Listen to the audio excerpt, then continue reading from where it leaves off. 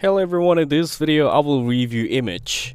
Immich is a self-hosted photo and video management platform designed as a private alternative to cloud services like Google Photos. It helps you organize your media with features like facial recognition, geolocation tagging, and AI-powered search.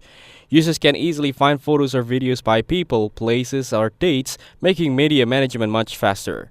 The platform supports multiple file formats including RAW, HEIC, and live photos, so photographers and regular users alike can store everything. Immich has mobile apps for Android and iOS, which allow automatic backups and synchronization across devices.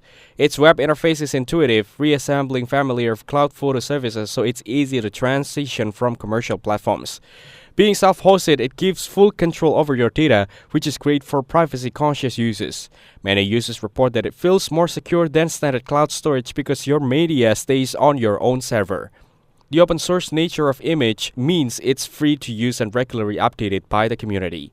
You can customize it with plugins or tweaks to fit your needs. However, self-hosting requires technical knowledge including server setup and maintenance. Some users find installation initially challenging if they aren't tech-savvy. Performance may vary depending on server capacity and internet speed.